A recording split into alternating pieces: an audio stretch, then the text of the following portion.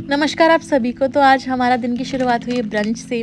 तो ब्रंच में इन्होंने मंगाया है साउथ का चावल और रसम, और इन्हें बहुत अच्छा लग रहा है और ये जानबूझ के एक्टिंग कर रहे हैं ऐसे खाने की। और मैं इन पे चिल्ला रही हूँ कि आप वीडियो के सामने ऐसे क्यों खा रहे हो। तो मैम मैं आपको तो फिर हमने होटल वालों ने हमें प्रोवाइड की थी कैब, जो कि हमें छोड़ने जा रही है महाबलीपुरम, जो कि यहाँ से है 60 किलोमीटर्स की दूरी पे।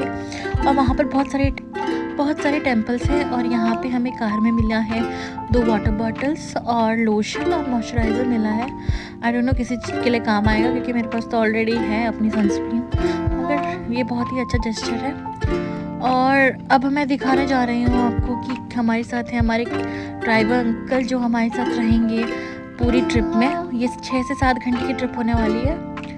और बाहर देख सकते हैं मौसम बहुत ही ज़्यादा धूप है। मतलब बैंगलोर में ऐसी धूप मैंने पता नहीं कब देखी थी, मगर नहीं देखी है बैंगलोर में। तो अब हम पहुंच गए हैं महाबलीपुरम, और यहाँ है पूरा ही अच्छा सा व्यू। यहाँ पर बहुत घास है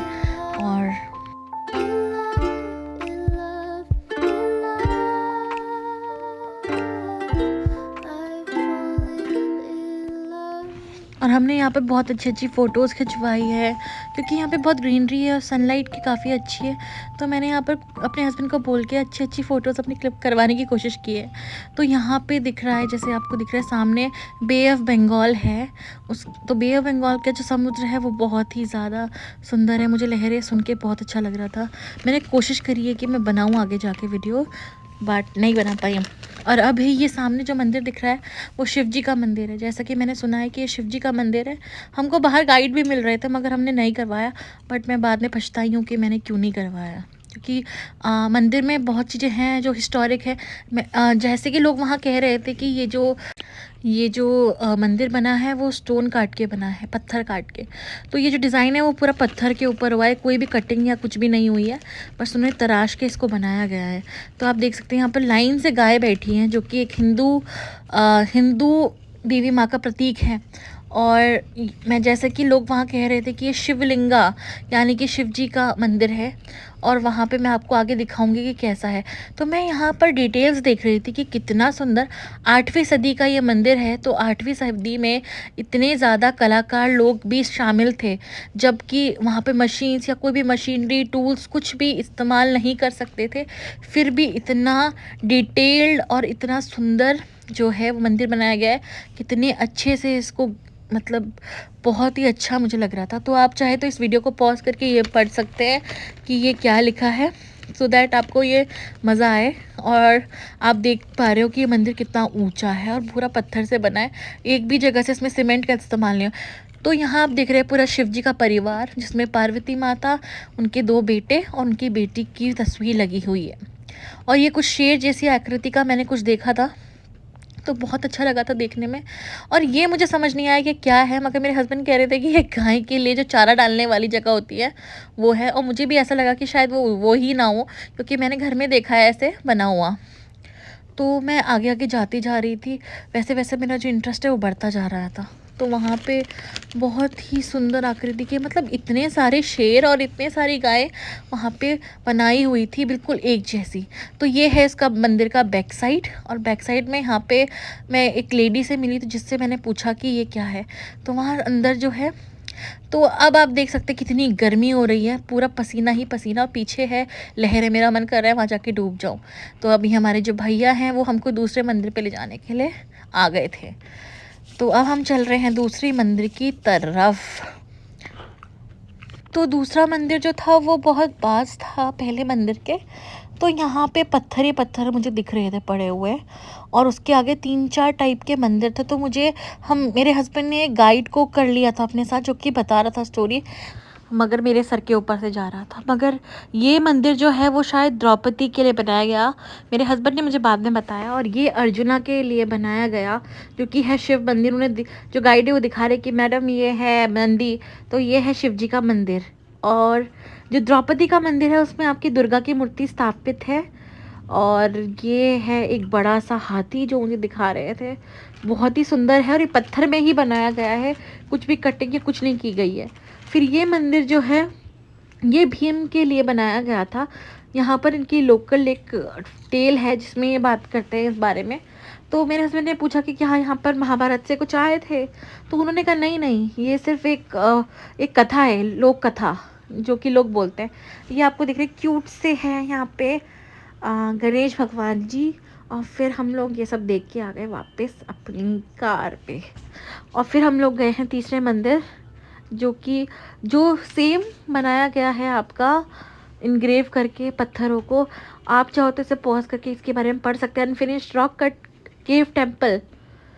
तो हम लोग अंदर गए तो मैंने सोचा कुछ दिखेगा, मगर ये पिलर्स दिख रहे हैं। तो मैं इसकी डिटेल ही देख रही थी कि पिलर्स कितने सुंदर तरीके से बनाए गए एक जैसे, और पत्थर को काट के।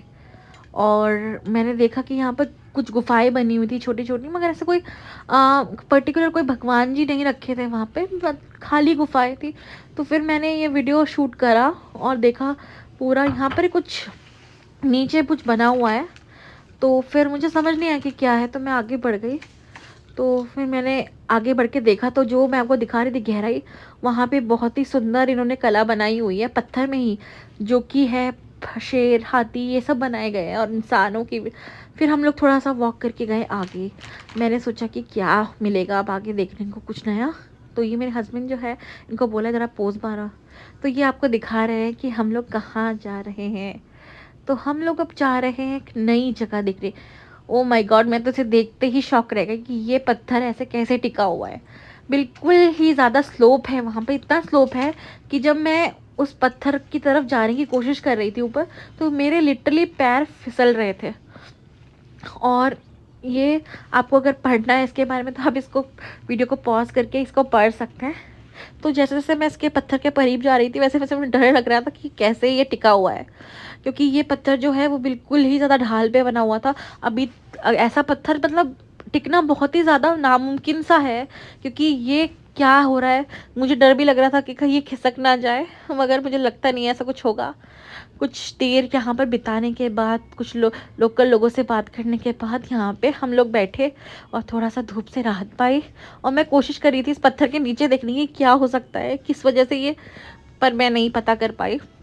और फाइनली मैंने थक हार के हम लोग फिर कैब में बैठ के वापस अपने होटल आ गए। होटल आके मुझे बहुत तेज़ भूख लगी थी, तो हमने रास्ते में मैगी ख़रीद ली थी और अब हम बनाने जा रहे हैं मैगी, वो भी होटल में।